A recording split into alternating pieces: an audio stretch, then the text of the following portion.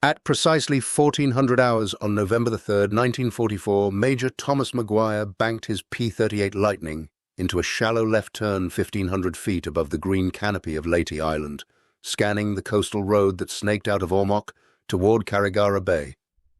Below him, stretching across the jungle landscape like a wounded serpent, a Japanese supply convoy crawled north in what appeared to be perfect parade formation.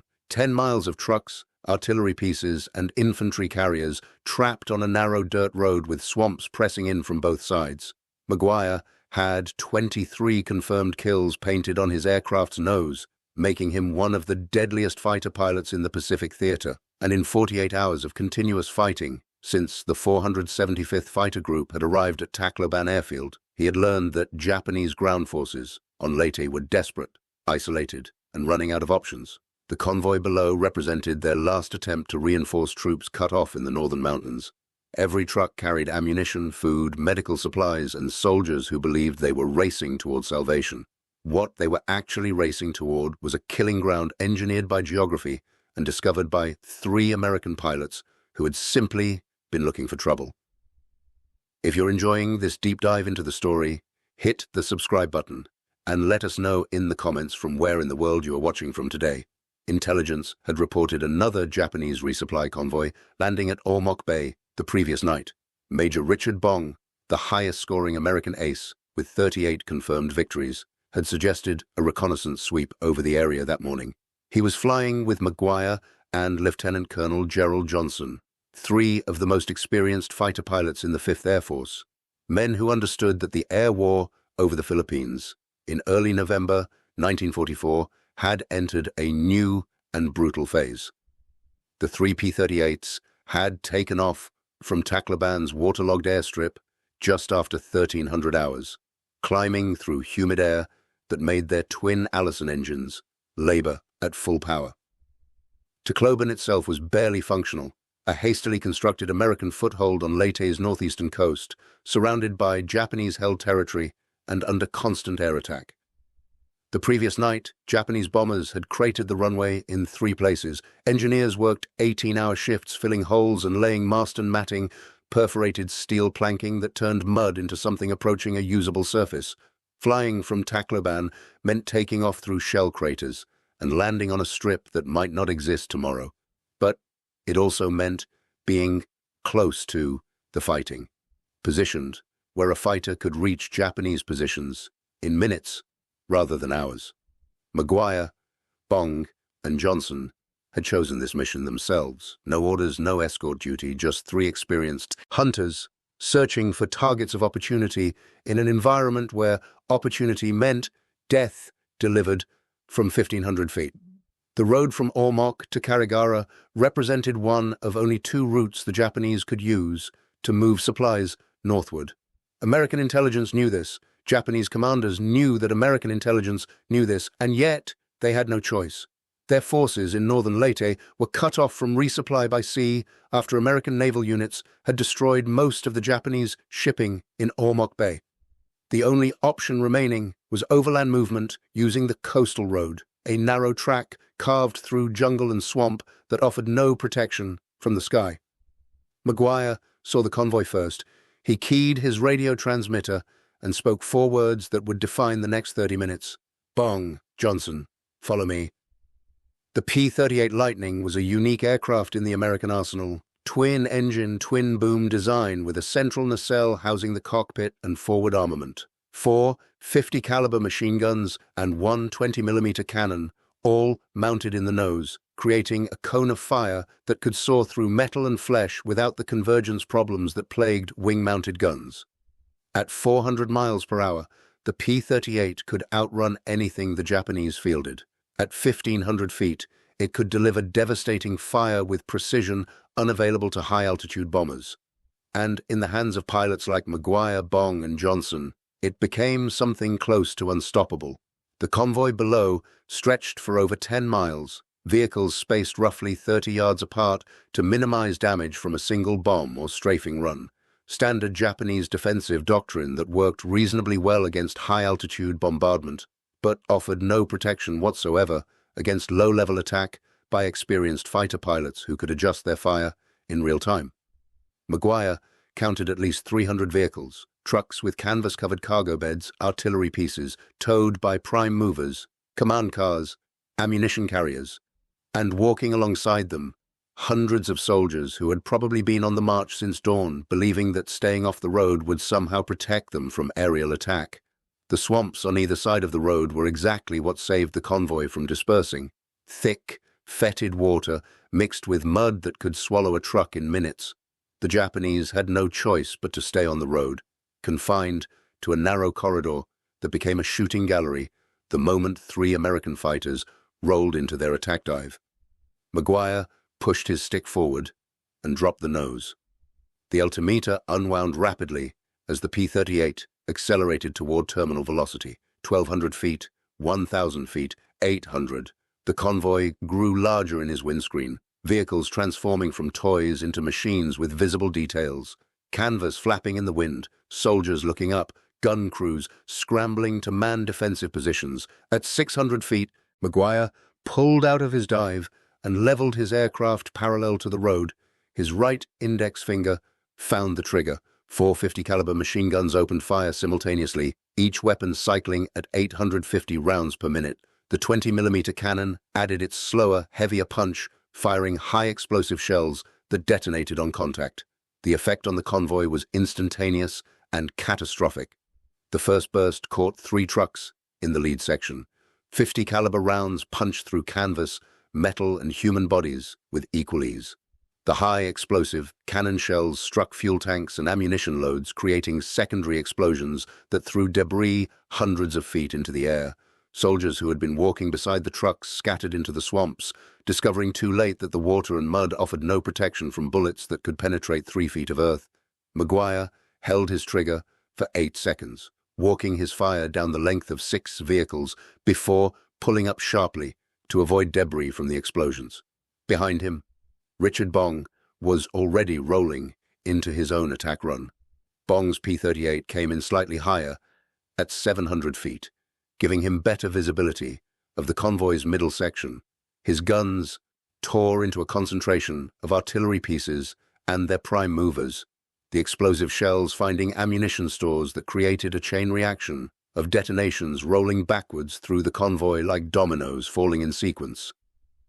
Lieutenant Colonel Gerald Johnson took the tail of the convoy, catching vehicles that were attempting to reverse direction and escape back toward Ormoc.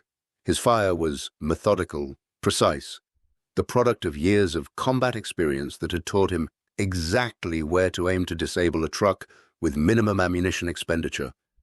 Engine blocks, fuel tanks, driver compartments, 3-second bursts that left vehicles burning or blocking the road for those behind them. In 90 seconds, the 3 P-38s had transformed an organized military convoy into chaos. Vehicles burned at intervals along the 10-mile stretch. Soldiers abandoned their positions and fled into swamps where they would die from other causes over the following days. Officers attempted to establish defensive positions, but found themselves commanding men who had just watched their transportation and supplies destroyed by an enemy they could neither reach nor effectively fight. The Japanese did return fire. Rifle rounds and light machine gun fire created tracers that arced upward toward the American fighters, appearing almost beautiful against the afternoon sky. None of it came close. The P-38s were moving too fast, their attack angles too unpredictable, their pilots too experienced to fly straight lines that would allow defenders to lead their targets effectively. Maguire brought his aircraft around for a second pass. This time, he came in even lower, wheels nearly brushing the treetops as he lined up on a section of the convoy that appeared to be organizing a defensive position. Men were pulling heavy machine guns from truck beds, setting up tripods, loading ammunition.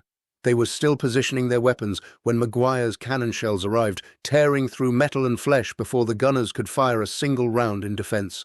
The squadron tactics manual said that attacking ground targets required altitude for safety and speed for survivability. Maguire was flying at 200 feet, slow enough to see faces.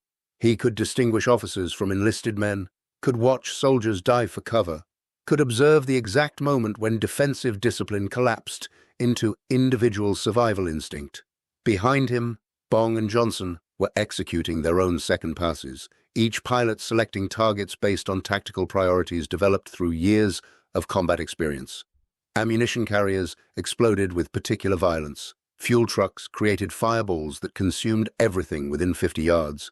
Command vehicles, identifiable by their radio antennas, received special attention from all three pilots. The attack continued for 28 minutes. Three fighters, making repeated passes over 10 miles of target-rich environment, expending ammunition with the careful precision of craftsmen who understood exactly how much destruction each second of fire could deliver. Maguire's aircraft carried 1,500 rounds of 50 caliber ammunition and 150 rounds of 20mm cannon shells. He used every last one. When his guns finally fell silent, he had destroyed or damaged 37 vehicles by his own count, though the actual number was certainly higher given the chain reactions and secondary explosions that continued long after the fighters departed. Bong's tally was similar. Johnson's slightly lower, but his targets had been chosen for strategic value rather than volume. Command vehicles and artillery pieces that represented capabilities rather than simple transportation. The three P-38s formed up at 1,500 feet and turned east toward Tacloban. Below them, the coastal road resembled nothing so much as a junkyard, scattered across jungle terrain. Fires burned at irregular intervals. Soldiers who had survived the attack were discovering that being alive in a swamp with no supplies and no transportation was its own form of death sentence. Maguire checked his fuel gauges. Enough to make it home. Barely. The attack had consumed not just ammunition, but also the careful fuel management that separated pilots who came home from those who didn't. He keyed his radio one final time. Bong. Johnson. Nice work. Let's go home. The flight back to Tacloban took 18 minutes. They landed on a runway that was under construction even as they touched down. Engineers with bulldozers moving earth at the far end while fighters took off from the near end. The tower called them in one at a time, spacing the landings to avoid congestion on the narrow strip of Marston matting. When Maguire shut down his engines and climbed out of the cockpit, his hands were shaking, not from fear, but from the sustained adrenaline that came from flying at suicidal altitudes while people shot at you and your only defense was speed, skill, and the knowledge that you were faster and better than they were. The ground crew swarmed over his aircraft immediately, checking for damage, counting bullet holes, beginning the process of rearm and refuel that would have the P-38 ready for another mission within 4 hours. The crew chief found 3 bullet holes in the left tail boom. Light machine gun fire, probably 7.7mm rounds that had punched through aluminum skin, but missed anything critical. Maguire hadn't even noticed taking the hits. The debriefing took place in a tent that served as the squadron operations center, a canvas structure with folding tables, maps pinned to wooden boards, and coffee that tasted like motor oil.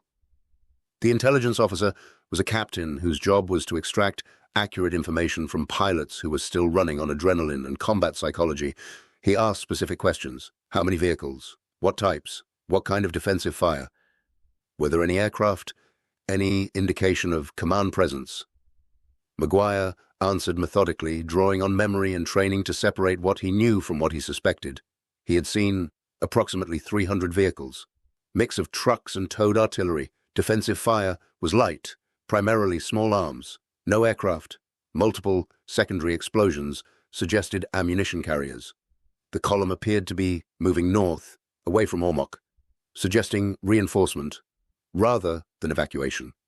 The intelligence officer wrote everything down in careful longhand, creating a report that would be typed, filed, and eventually used to build a picture of Japanese capabilities and intentions on Leyte.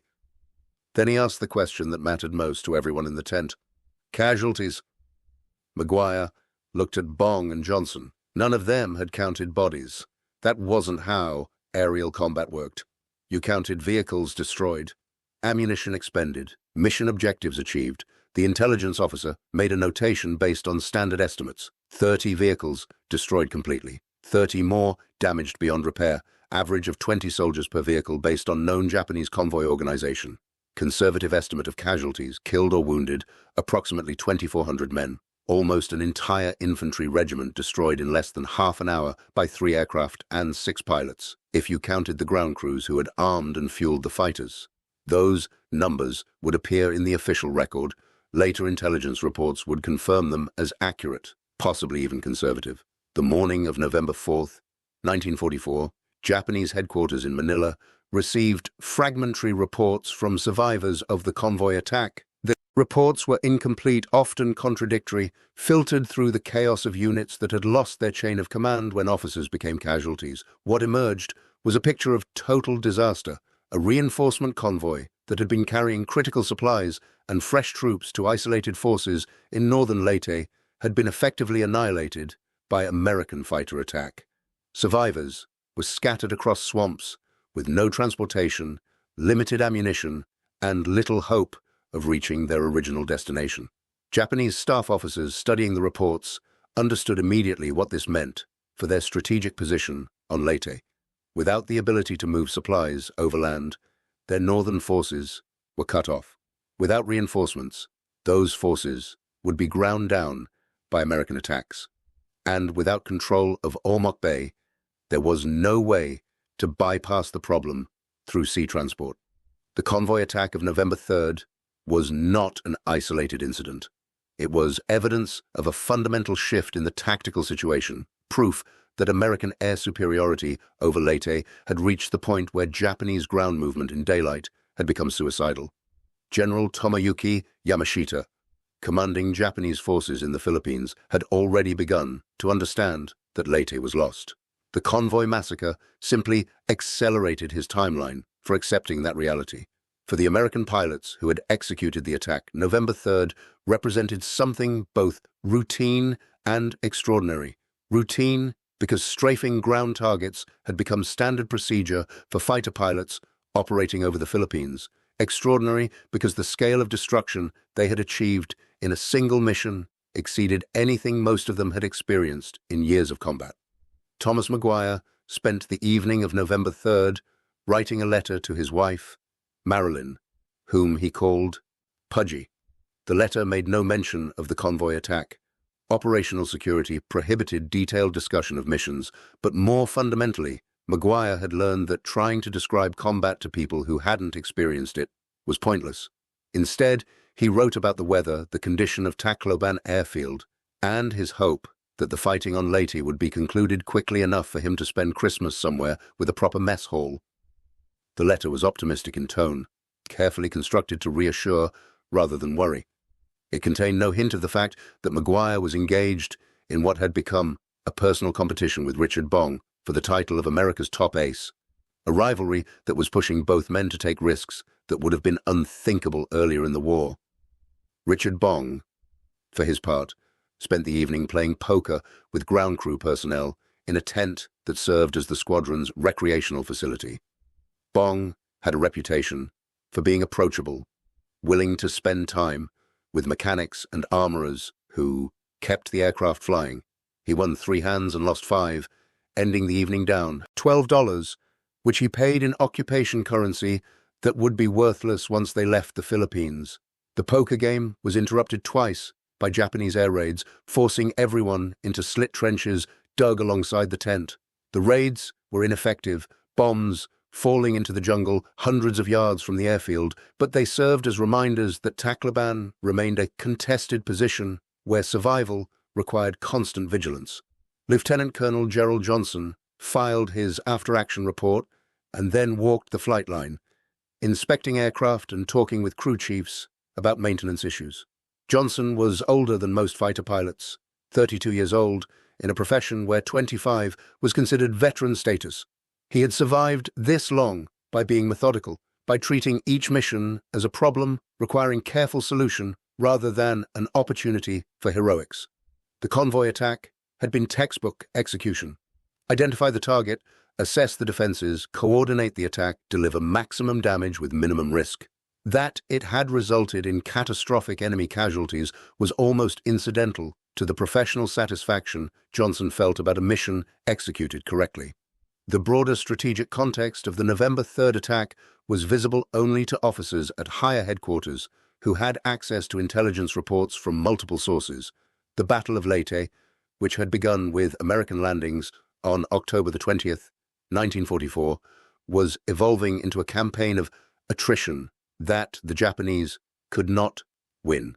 American forces controlled the eastern coast of the island and were pushing westward, driving Japanese defenders into increasingly isolated pockets. The Japanese Navy had attempted to intervene with the massive Battle of Leyte Gulf on October 23rd through 26th, resulting in the destruction of Japanese naval power in the Philippines. With naval support gone and air superiority firmly in American hands, Japanese ground forces on Leyte were fighting a defensive battle with no realistic hope of victory. But the Japanese High Command had decided that Leyte must be held regardless of cost. General Yamashita, commanding the 14th Area Army from Manila, had been ordered to reinforce the island's defenders, even though he privately believed such efforts were futile. The result was a series of reinforcement convoys attempting to run supplies and troops from Manila to Ormoc Bay, convoys that faced destruction from American air and naval forces that dominated the approaches to Leyte. The convoy attacked on November the 3rd had been part of this doomed effort. It had successfully landed its cargo at Ormoc the previous night, unloading ammunition, food, and medical supplies under cover of darkness. The vehicles and troops moving north toward Carigara represented the next phase of the operation, an attempt to push those supplies to forward positions where they were desperately needed. The convoy's destruction meant that supplies sat uselessly in Ormoc, while the troops who needed them starved and ran out of ammunition in the northern mountains. It also meant that hundreds of soldiers who might have reinforced defensive positions were dead or scattered in swamps, removed from the order of battle as effectively as if they had been killed in ground combat. Japanese staff officers, calculating force ratios and supply consumption rates, could see clearly what this meant. Every convoy destroyed accelerated the timeline for collapse. Every successful American air attack shortened the period before Japanese forces on Leyte would be unable to sustain organized resistance. If you find this story engaging, please take a moment to subscribe and enable notifications. It helps us continue producing in-depth content like this. The American 5th Air Force, commanded by General George Kenney, had developed tactics specifically designed to destroy Japanese ground convoys. These tactics emerged from years of combat experience across New Guinea and the Southwest Pacific, refined through trial and error until they achieved the devastating effectiveness displayed on November the 3rd. The fundamental principle was concentration of force. Rather than spreading fighters across multiple targets, Kenney's doctrine called for massing available aircraft against individual objectives, overwhelming defensive capabilities through sheer volume of fire.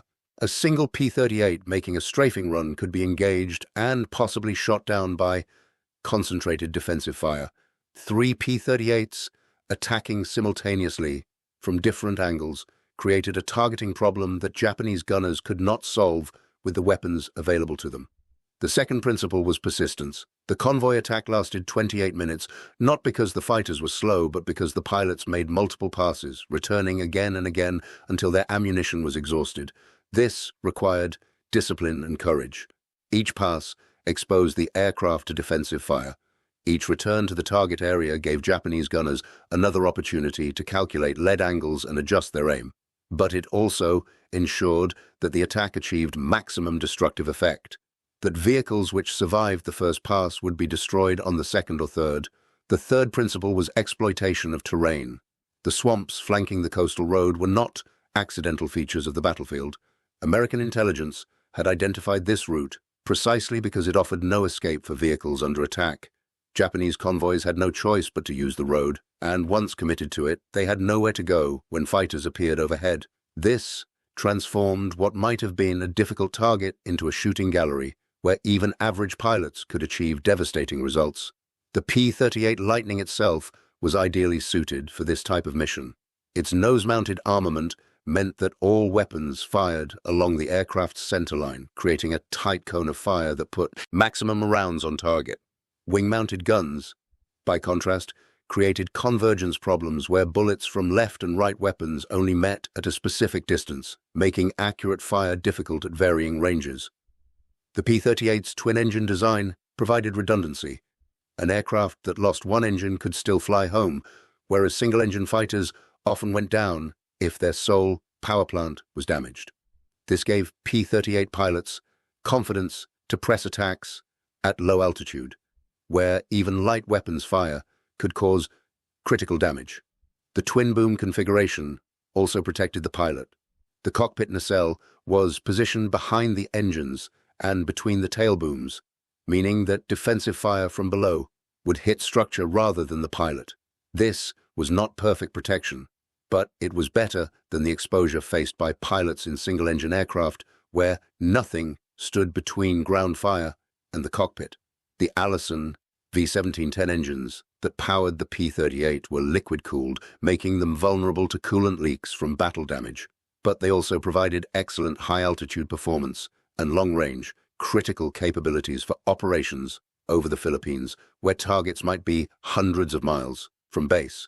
Maguire, Bong, and Johnson had each logged hundreds of hours in P-38s. They understood the aircraft's capabilities and limitations with the intimacy that came from daily operation under combat conditions. They knew exactly how tight they could turn at low altitude without stalling. They knew how long they could fire the guns before barrel heating caused accuracy to degrade.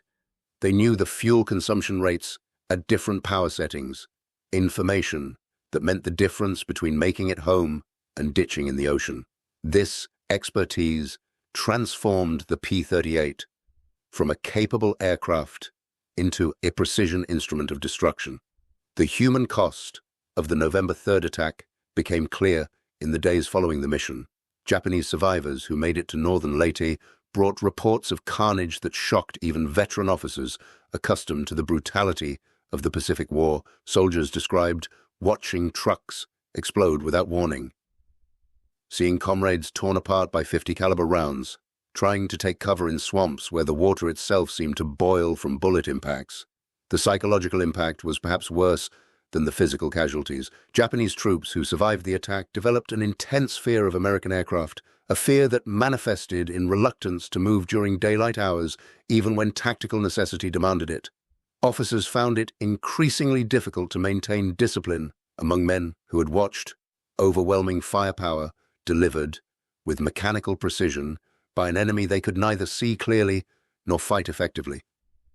The convoy attack also affected morale in ways that rippled beyond the immediate survivors. Word spread through the Japanese garrison that movement on Leyte's roads meant death. Units that had been ordered to reposition began requesting permission to move only at night, accepting the slower pace and increased difficulty in exchange for reduced exposure to air attack. Supply officers who had been struggling to move ammunition and food forward found their problems compounded by drivers who refused to operate during daylight hours. The cumulative effect was a gradual paralysis of Japanese logistics, a situation where supplies existed but could not be moved to where they were needed. This, ultimately, was the strategic significance of the November 3rd attack. It was not just about the vehicles destroyed or the soldiers killed. It was about the demonstration of American capability to interdict Japanese ground movement anywhere on Leyte at any time. That demonstration created psychological effects that exceeded the purely physical destruction, transforming the tactical situation in ways that force strength calculations alone could not capture. By mid-November 1944, Japanese commanders on Leyte had begun to accept what their superiors in Manila still refused to acknowledge. The island could not be held. American air superiority was absolute. American ground forces were advancing despite determined resistance, and American naval control of the surrounding waters meant that no significant reinforcement or resupply was possible. General Sosaku Suzuki, commanding the 35th Army on Leyte, sent increasingly desperate messages to Manila requesting either massive reinforcement or permission to evacuate. He received neither. Instead, he was ordered to continue fighting, to hold Leyte regardless of cost, to tie down American forces for as long as possible. The strategic logic was clear, even if the human cost was horrific. Every day that American forces spent fighting on Leyte was a day not spent attacking Luzon or other more strategically important positions. Japanese planners had concluded that Leyte could not be saved, but they could make the Americans pay for it in time and casualties.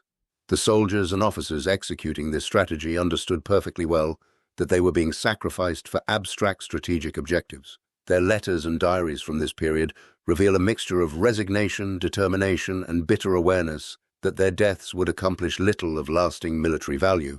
They fought anyway, because military discipline demanded it, because their cultural conditioning emphasized duty over survival, and because there was literally nowhere to go.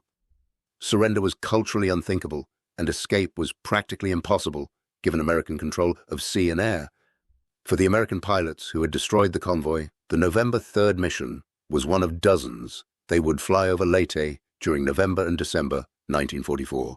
The relentless pace of operations meant that individual missions blurred together, distinguished only by unusual events or particularly memorable results. Maguire flew 37 combat missions in November alone, a pace that would have been considered insane earlier in the war but had become routine in the Philippines campaign. His kill count climbed steadily as Japanese air forces attempted to contest American air superiority over Leyte. By late December, he had 38 confirmed victories, placing him second only to Richard Bong in the race to become America's top ace. The competition between Maguire and Bong had become something of a legend in the 5th Air Force. Both men were aggressive, skilled, and willing to take risks that made their commanders as nervous. Both flew with a confidence that bordered on recklessness, pushing their aircraft and themselves to limits that left little margin for error.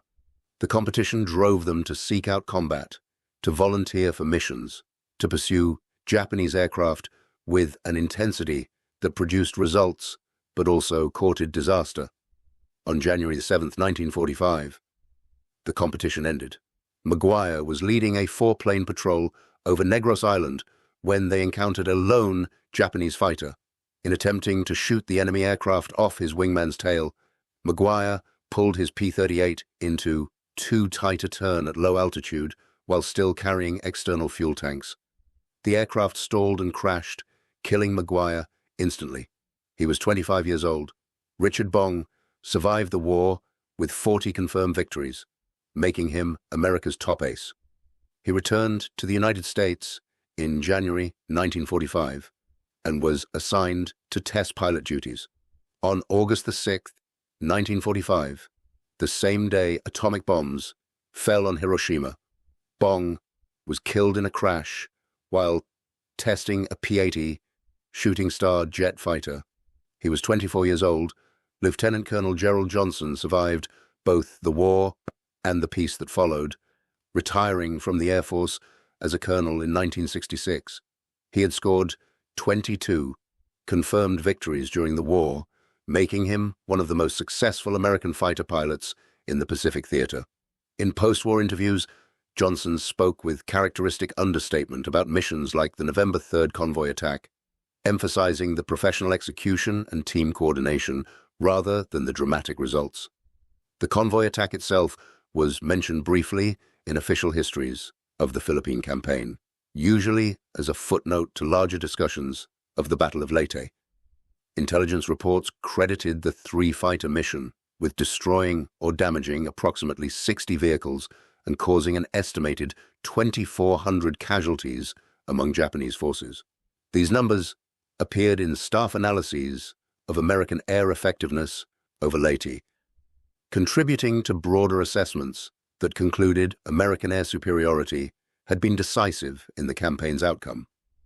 But the individual experiences of the pilots and soldiers involved rarely appeared in official accounts.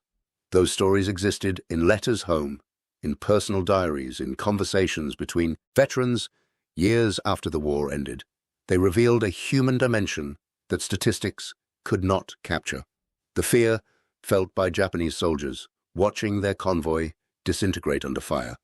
The adrenaline-fueled intensity experienced by American pilots making attack runs at suicidal altitudes. The professional satisfaction of crew chiefs who had armed and fueled aircraft that achieved devastating results. The broader lessons of the convoy attack extended far beyond the immediate tactical situation on Leyte. American military planners studying the engagement recognized that air power had fundamentally changed ground warfare.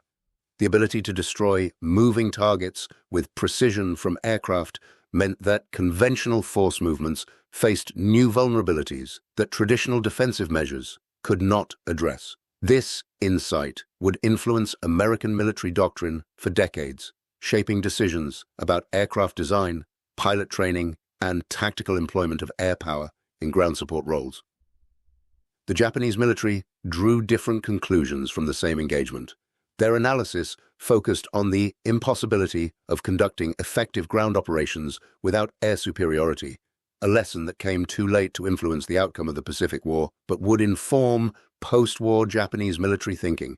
The recognition that exposed ground forces were helpless against determined air attack created doctrinal emphasis on air defense capabilities and dispersed operations designed to minimize vulnerability.